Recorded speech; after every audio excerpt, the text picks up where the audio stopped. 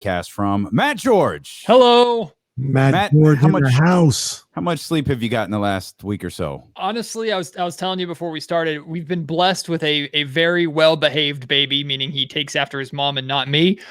He sleeps, we get on average like 5 to 6 hours a night, which we've been told is phenomenal by other new parents or current parents out there. So not complaining at all. I'm happy with what I got. That's some good stuff. That's some good stuff for sure. Reese was pretty good with that too. I don't have any horror stories from him not sleeping through the night. I am on diaper duty though, like full time. I told my wife that is something that I can take off of your plate for a while you recover, and I regret making that deal. But, what a husband! Yeah, I do what I can.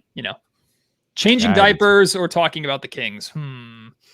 Rough. Well, I mean, they can both stink at times, so that's. I mean, and here we are, and I feel like that's a perfect segue to how some people feel about the Ben Simmons trades talks. It's a dirty diaper, or it's the greatest thing ever.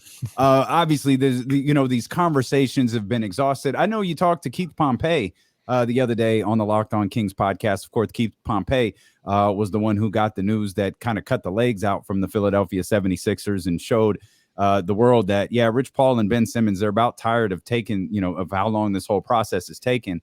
What else did Keith share with you about his conversations with his person he had conversations with?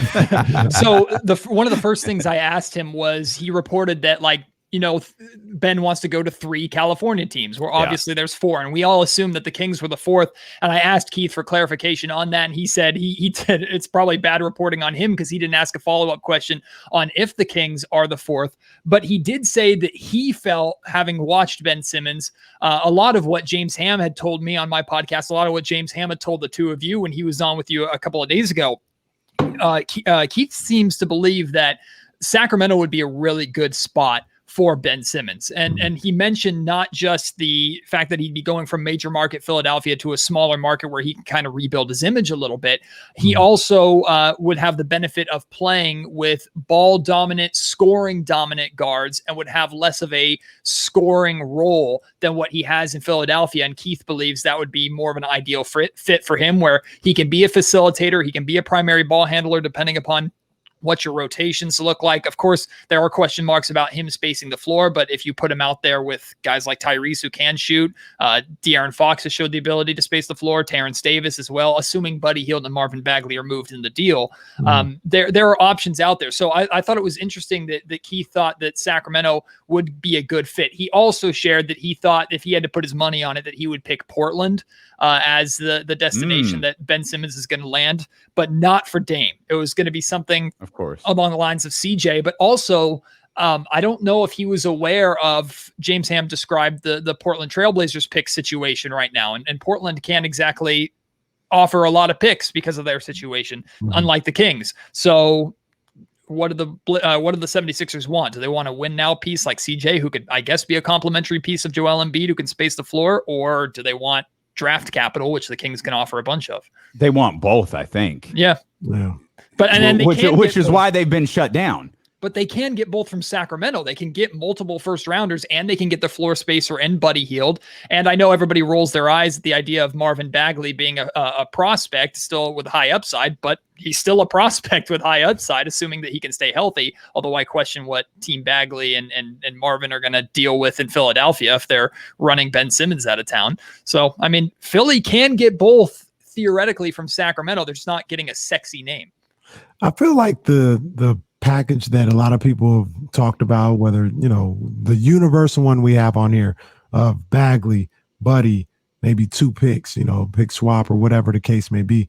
I think that's a pretty good deal considered what I believe is going to be out there for Ben, which is not much. Like when you look at the market, or you kind of look around at what the market could be for Ben Simmons, I think that potential Kings deal is almost about as good as it gets.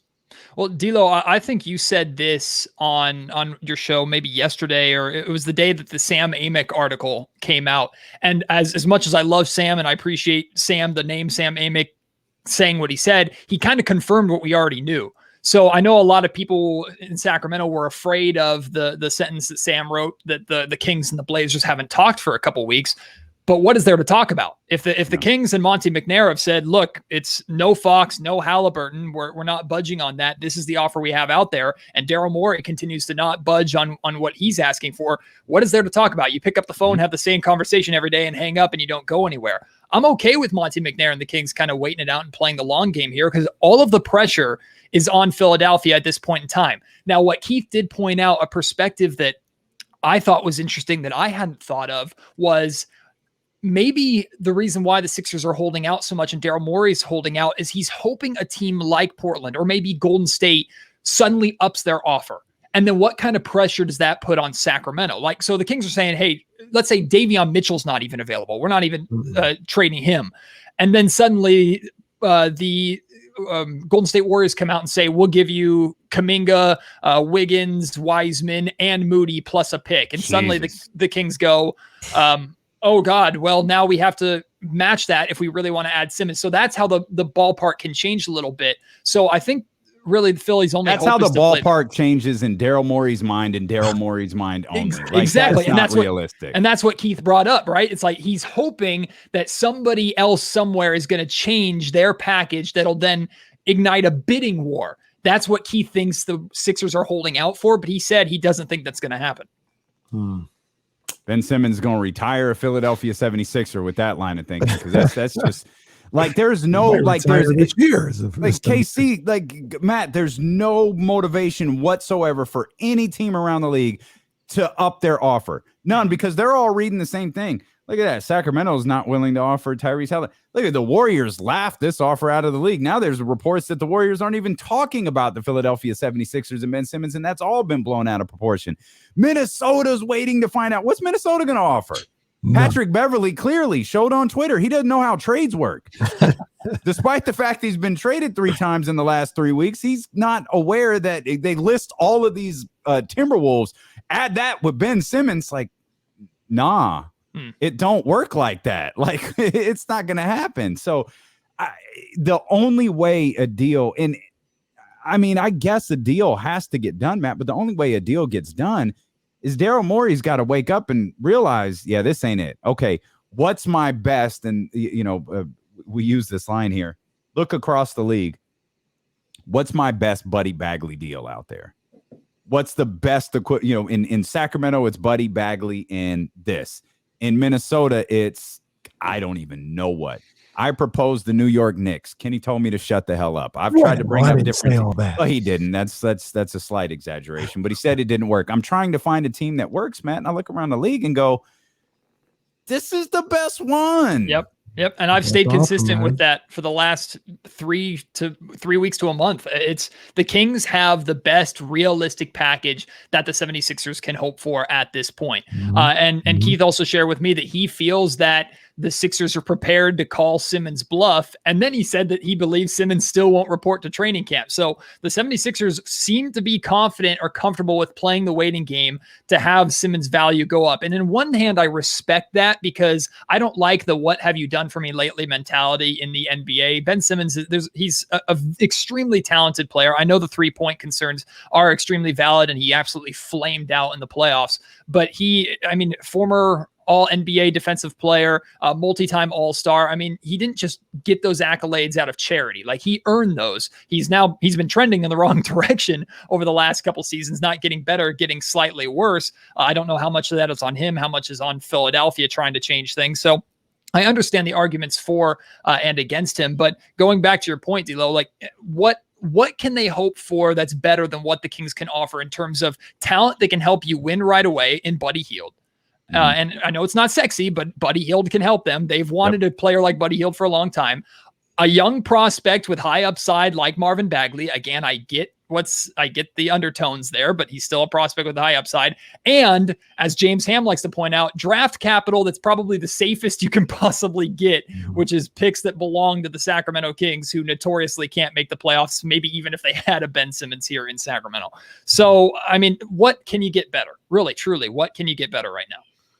I don't think there's much that you can get better. And I'm not sure what we all know where this is going to lead. It's going to lead to an uninspiring deal from somebody, a lot of time wasted. if Daryl Morey was being smart, and I'm sure Daryl Morey thinks he's the smartest guy in every room that he steps into, so he's always smart. You would take care of business now. Your franchise would move on, you know what I mean, and get focused on the following season, as opposed to having this hang around every living, breathing day that we have with Ben Simmons still as a Philadelphia 76ers. It just doesn't make any sense to me. It really doesn't make any sense the way they're operating things in Philadelphia. You know, Kenny, I was listening to you and Deuce and Mo with Elo yesterday, and you and Deuce agreed on something that I've seen a lot of other Kings fans agree on, and it kind of bothers me, but I understand where you're coming from, and that's the outright unwillingness to trade Davion Mitchell and a potential Ben Simmons deal. And I think the broadcast journalist that is Damian Barling was the one that posed this question. I have a hard time. I even have a hard time saying Tyrese Halliburton is straight up untouchable, although I personally wouldn't trade him in a Ben Simmons deal. But I mean, we're talking about players that have put up good numbers on a bad team that hasn't really gone anywhere. I love De'Aaron Fox. De'Aaron hasn't really done anything yet, although I do believe Fox is going to be a better player than Ben Simmons, so I'm not saying that either. But then we talk about the unwillingness to trade Davion Mitchell, and I get how great he was defensively, but the only thing the guy has done is lead this team to a summer league championship. I mean, we haven't seen him do anything against NBA level talent versus Ben Simmons. We've seen him be an all NBA defensive player guarding some of the best players in the NBA. So I just want to caution fans attaching themselves so tight to Davion Mitchell and things like that. Because if we had this conversation a little over a month ago, we were talking about the Kings packaging number 9 with Marvin and with Buddy going to Philly and getting a player like Ben Simmons without issue. But now that there's a name attached to that number 9, suddenly people have a problem with it. So I'm a little on the fence there. I hear you.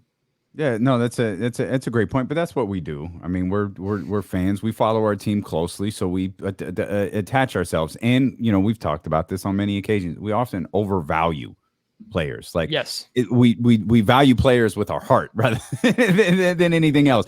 And we all love Davion Mitchell, and I don't know, I don't know how all that'll shape out, or even if it's something that they asked for, because I don't know what Philadelphia would do with them. In the wild part about what you just laid out, Matt, is I don't know what the Kings are going to do with them yet. I mean, obviously, we know that he's going to be a part of what the Kings are going to do, and I think we're all very much of the belief he's going to be a really important part of what the Kings are going to do. But no one can outline what that looks like, and as it stands right now, he's probably not starting. No. Yeah, and so, I think it's fair to dismiss, D'Lo, the 3 guard starting lineup, unless that third guard is Buddy Hield playing the 3.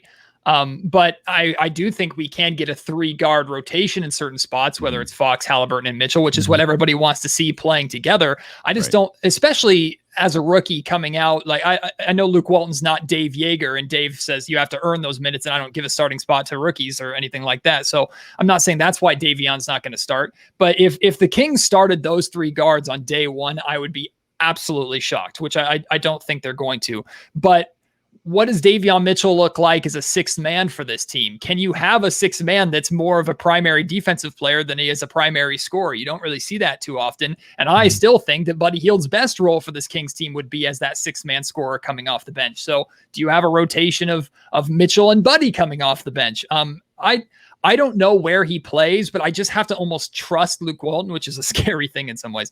But I have to trust Luke Walton and trust Monty McNair when they both say, look, I think actually it wasn't Walton. It was McNair that said our best players are going to play. I mean, he was asked, I think it was Jason Anderson that asked him on draft night, where does Davion Mitchell fit into the rotation? And McNair's answer was simply our best players are going to play. So we have to wait and see what that's going to look like. But I mean, you can't not have Davion Mitchell on the floor for at least 25 minutes a night. And I would argue potentially 30. Matt, where do you stand on, because you talk about, 3 guard starting lineup. To me, that's completely off the table for me personally. And I say that because 3 guard starting lineup means Harrison Barnes is playing the power forward, and he's not a power forward. I'm completely out on that. Now, the 3 guard finishing lineup, depending on the matchups, all this, sure, we can make that happen. Harrison Barnes can play the 4th quarter at the 4, but if you're asking him night in, night out to bang down on the low block with these power forwards and centers, that's just not it. We've seen this game go into the tank when that happens. But where do you stand on Matt George, Harrison Barnes being a 4. Do you believe that he could be the 4 and for a winning team?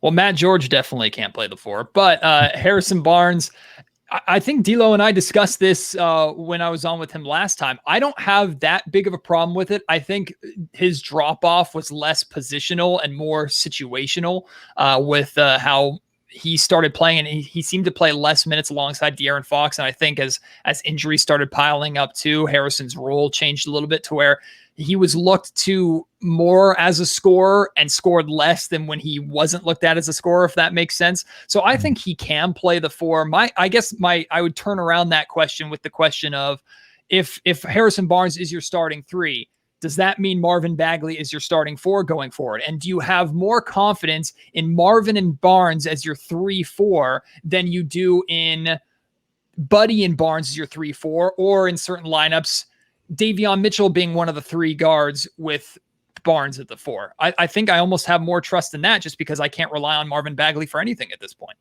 I understand that. I definitely would go with Bagley and Barnes at the 4. The ironic thing about all this, and I know you can't rely on him to be in the lineup, but Marvin Bagley, in my opinion, is exactly, or what Marvin could be, is exactly what this team is missing. That's the last puzzle piece to what they're trying to put together right now. And he doesn't want to be here. Like, that's the crazy thing about it. Like, he's needed here. He is a vital piece of what they're trying to do and what they want to do. And maybe I shouldn't say he doesn't want to be here. He hasn't said that specifically, but all signs have pointed towards that. If his team would just understand what's going on here, that could be a huge piece to what this team is trying to do for this season and beyond. I think that the Marvin Bagley camp in general played the last saving face card they had left, which is also scraping the bottom of the barrel, which is using the Sacramento Kings' image that Marvin has not helped at all, and using their history and playing that against his own organization. Like, it's easy to just blame the Kings and pick on the Kings for things not going right because the Kings have been as bad and inconsistent and terrible as they've been for 15 seasons. So that felt like a desperation play from the very start from Team Bagley, and everybody is just blaming, whether it's Luke, which I understand Luke Walton arguments, whether it's blaming the organization, demanding Marvin needs to be traded, suggesting that it's the Kings' fault that Marvin can't stay healthy. Like, I always thought it was just a very low-hanging fruit type move from them. And I agree with you 100%, Kenny. Like, I don't know where Marvin thinks he can fit better. I also don't know where he thinks he would go that'll give him more of a chance and more of an opportunity in Sacramento. Mm-hmm. And he's already pretty much burned that bridge in the sense of, I mean, the guy that drafted you is gone. The Kings aren't relying on you anymore. In fact, I would say it's safe to say the Kings don't even look at you as part of their future anymore. They've been trying to trade you since last year's trade deadline. Mm-hmm. So there's no pressure on Sacramento to make you work. If you do, great. They can potentially trade you, or they find a way to make it work here long term, whether that's a starting role or off the bench, regardless. But the Kings, in my opinion, have moved on with Fox and Tyrese Halliburton as their 1-2 instead of Fox and Bagley, which we talked about for years that never really came to fruition. So, I mean, Marvin and his entire camp have to feel like they're on the back foot. I don't know how they can possibly feel like they're in a position of strength at all.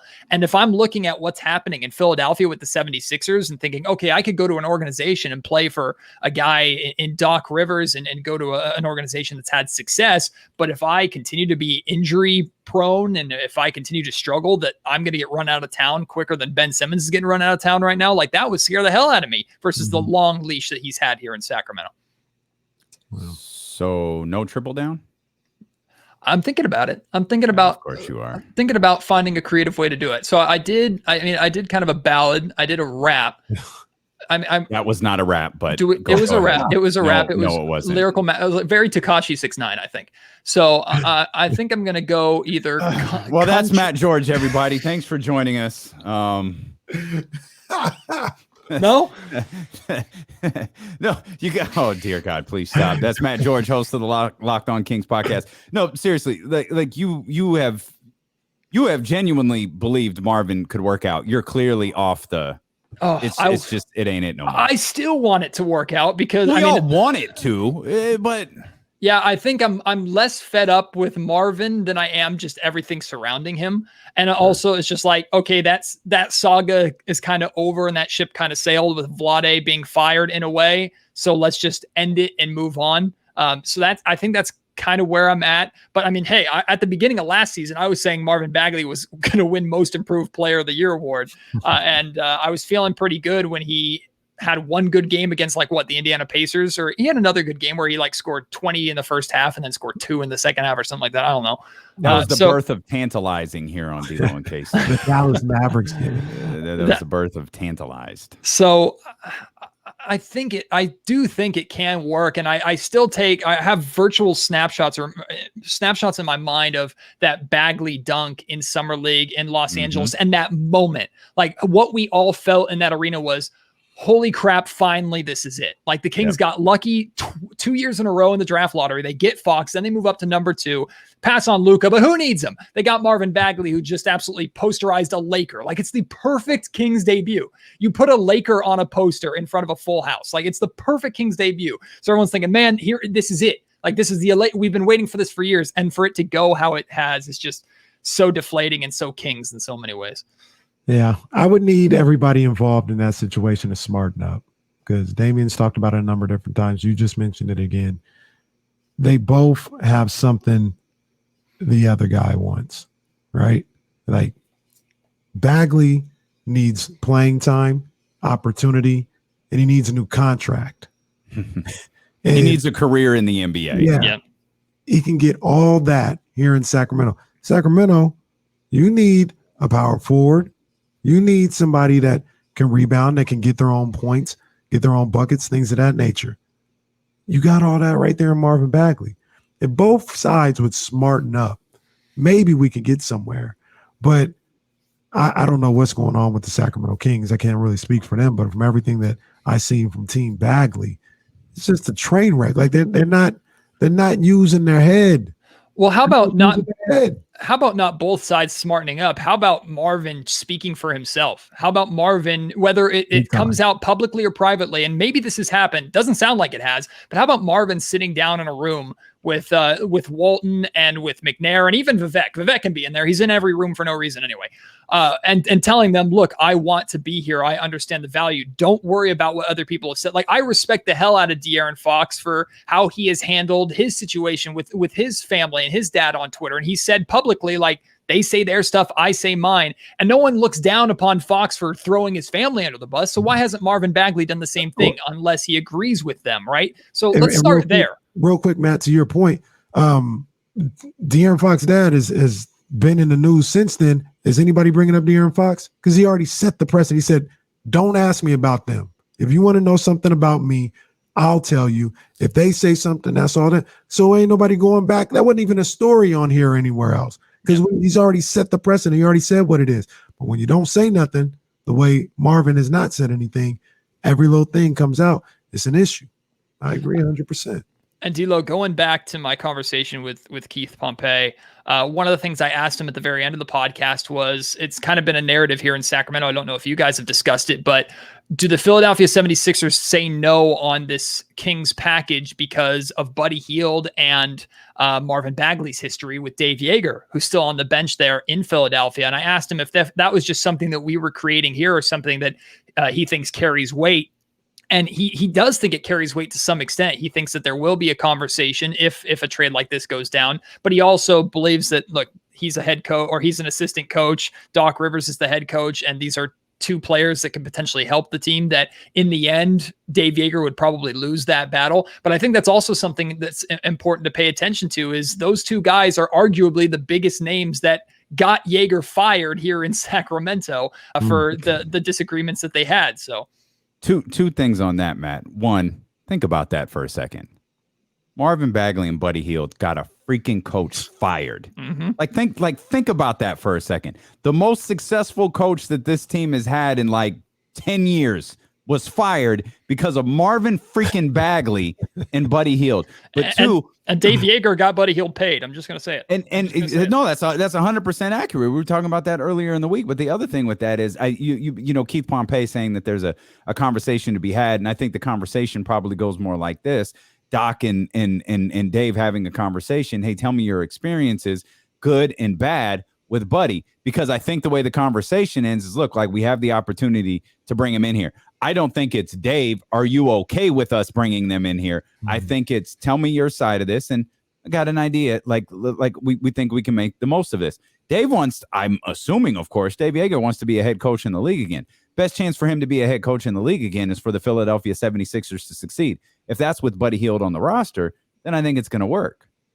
You know, I mean, it's going to work for Dave Yeager. Like, hey, yeah, you're the coach. I'm here. Let's ride. What do we got? Mm-hmm. But at the same time, too, does Dave go to Daryl Morey and go to Doc Rivers and say, hey, the baggage that Marvin Bagley brings with him is not just because he's in Sacramento. The baggage is these guys are going to be pains in our asses no matter where he goes, because that's just who they are. And I think Doc's response is very simple. Fam, you're in Philadelphia. Try it. Mm-hmm.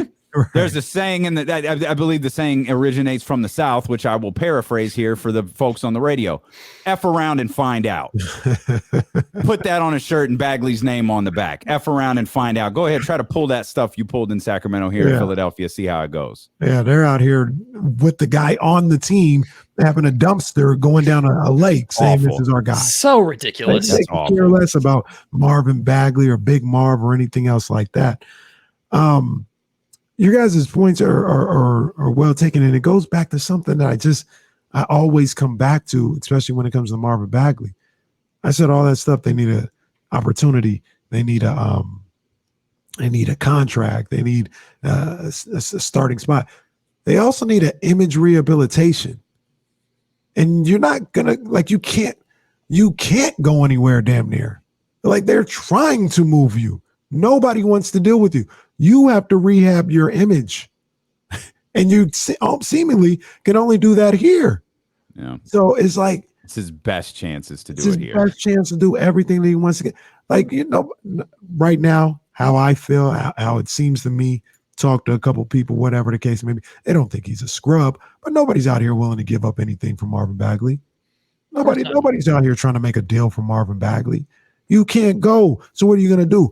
Pout and podcast your way the whole way through the year? Or are you going to take this as an opportunity? You know what? Let me just rehab my entire image. Let me get myself together. Maybe that's what they're doing now, because we haven't heard nothing from them. Nobody in a while. But maybe he realized halfway decent fell a little flat. Haven't seen one of those podcasts again, by the way. But, you know. So what does that look like, though, him making the most of his opportunity here? I did a full podcast talking about, and D'Lo and I discussed this. Like, I'm actually more keen on the idea of Buddy Hield being a king, and it sounds like he's going to be a king unless this trade goes down. All signs point to Buddy Hield and Marvin Bagley are going to be on this roster come training camp. And I like the idea of Buddy Hield, whether it's as a starting three, like James Ham has talked about, or coming off the bench as a primary scorer and still with his elite ability and his just availability. Like, we'll take that every day of the week. So, and plus, I think he can be a valuable trade chip at the deadline, because suddenly you're trading a guy who has a contract that then goes to $20 million and $18 million for 2 years versus 22, 20, and 18, which the optics of that are extremely significant when you're talking about trade deadline moves. So I'm okay with what Buddy Hield can be with this team. I don't know what Marvin is. Like, I don't want Marvin to be a center, as a starter, even if he's the best option that the Kings have as a starting four, because I don't want to reward him for anything that he's done. I want him to earn that. I know he can put up points and with his eyes closed, because he's just that good, but I want to see him put up points in the flow of an offense on a winning team. I want him to earn the right to be on the floor in the fourth quarter of a close game. So is he a starter on day one just because you have nobody else to fill that spot? Or do you bring him in off the bench, say, get buckets against second unit, put up points, and then we'll talk about you fitting in with this team going forward? It's a good question. I actually look at it the complete opposite. This may sound harsh. This may not be right. I wouldn't want Buddy Hield around, because I don't think we need him. I said a number of different times, Matt, I think Terrence Davis is better than Buddy Hield today. And I know people always go back to Buddy being an elite shooter and all this other stuff. Terrence shoots well enough and does everything else better than Buddy Hield, where I'd much rather have Terrence Davis out there playing than Buddy Hield. I got Davion Mitchell now. You know what I mean? There's no more minutes for Buddy, in my opinion. I don't want him playing at the 3. I don't want that lineup, that 3-guard lineup. To play the 3-guard lineup, you need some toughness. And you're losing toughness with Buddy Hield out there. So I don't want him. Marvin Bagley, and I understand, like, I get everything that everybody's saying about rewarding him, especially after this summer or whatever the case may be. But now this goes into what I'm talking about with the Sacramento Kings. In my opinion, you need Marvin Bagley. You need him. And you got to win games. You got to win. I know, I understand everything you're saying. You're not in a position, if you're the Kings, and this ain't the time to be teaching lessons. You need whoever the hell is the best player at that spot, whatever spot you're having, to play, and you got to win games. But I don't know if Marvin's the best player. I haven't seen enough to say. I see statistically he can be the best player, but I don't know if Marvin fits with what this team is trying to do, period. Versus I have more faith in Mo Harkless at that point. I have more faith in Alex Len at that point because I know that they can at least fit in with what this team is trying to do. And we saw a very small stretch at the end of last season when he came back from injury of Bagley getting his points and the flow of the offense, not looking like a train wreck defensively. If I could get that consistently, hell yeah, I'm all in. But he has to show that. It's the not looking like a train wreck part. Like, I think that's what Matt keeps talking about, like what the team is trying to do, It seems clear to all of us, defense. at least, bingo. And that's where Marvin doesn't fit. And I think that's what Matt's pointing out right there, KC, is because we laughed at the faces that Tyrese Halliburton made at Buddy Hield for the shot against the Celtics. Well, let's search the faces that Harrison Barnes and De'Aaron Fox made on Marvin Bagley's missed defensive assignments that we saw out on the floor this year. Like, they're out there. I don't know what to search to find that in YouTube, but I'm sure they're out there. We got a couple of minutes left. Matt George, host of the Locked On Kings podcast. ESPN published an article about they took 4 players and they were like, well, add a trait to each of these players that would, make them better, potentially make their teams better. So we kind of took that and looked at the Sacramento Kings and thought, if you could add one trait, one realistic trait to one player on the Sacramento Kings, and you go, that's it. That's the one right there that'll change the trajectory of this team moving forward. What would it be? I feel like the obvious answer is elite defender for De'Aaron Fox. But I want to get more creative than that. I thought of, until you said the last part there, of change the trajectory. I think like floor spacing big for Rashawn Holmes would be a huge difference. That came up. Rashawn Holmes hitting threes. That was one that came up a lot in the chat house. And then how about elite shooter for Tyrese Halliburton? Like, if Tyrese could do what Buddy does from the perimeter, but with the high basketball IQ, the facilitating ability, and the high basketball IQ on defense, like, then you talk about Buddy not needed now, then he's like completely obsolete. Like, I get what you're saying about Terrence Davis, but if Tyrese Halliburton can become a reliable volume 3-point shooter of 37+% from 3-point range per game, or even Davion Mitchell, give him that trait, Buddy, the necessity for Buddy in his contract completely out the window. So I'd probably say Rashawn Holmes, like floor spacer, or Tyrese Halliburton / Davion Mitchell, elite 3-point shooter. That's probably what I'd go with. Give it to him, KC. What do we settle on? We went De'Aaron Fox being a 40% 3-point shooter. If he does that, it unlocks everything. It unlocks everything. And our guy, John Bull, he did the math, and he said the average will go from 25 to 26, but it's more than that. If he can shoot 40% from beyond the arc, you got to come out on him. So and John is our guy. He's not a big deal, but it's more than just adding the extra point on there. It's okay. Well, now you've got to get up on the fastest guy in the league and try to stop him out there. Now he's going to blow by you. He's going to get a couple more layup attempts. Then he's going to get maybe a little more confidence at the free throw line. All that. If he can shoot 40% from 3, you're talking 25 to probably 28 in that respect. So number one for me. Can I share with you guys what I'm most excited about for watching this upcoming season? And I think it goes right into what you're talking about. De'Aaron, in his postseason press conference little Zoom call that he had, and it was the first time we talked to De'Aaron in a long time because he disappeared with his kind of COVID issues that he had. one of the things that he said that has stuck with me all off season long is last season he found out how to be great. Like he could take the team on his back. And when he was playing at that 30, 40 points per game level, not only was he winning Player of the Week awards, the Kings were on win streaks, followed by 9-game losing streaks, as we know. It's about balance, Matt. Balance. Exactly. Win, lose. He said, on the nights that I'm not great, I learned that I have to be bare minimum good. He says that's what the best players in this league do, is on a night where LeBron James is not going LeBron James status, he still is an easy coasting to 20 points and 10 assists. Like, I'm not saying that De'Aaron has to be LeBron James, although he needs to be LeBron James for this team to win a championship. But if De'Aaron can, the next step for me for De'Aaron is not only on the defensive end, is not only continuing to improve as a 3-point shooter, it's a compilation of everything to where he has those great nights and the team relies on those great nights. But when those nights aren't there, that De'Aaron doesn't just disappear. And unfortunately, like with a player as good as he is, like 15 points, 17 points, that's disappearing. Like you need 20 a night minimum from De'Aaron Fox. And then when he has those supernova games, you ride that as far as you can. But at the same time too, on the nights where De'Aaron has those 20-point games, Tyrese, Davion, anybody, that's when you guys need to step up and carry that weight too, especially if you're going to ask De'Aaron to play harder on the defensive end, which is very difficult to do as a star player for 82 games. Right. That's Matt George, the host of the Locked On Kings podcast.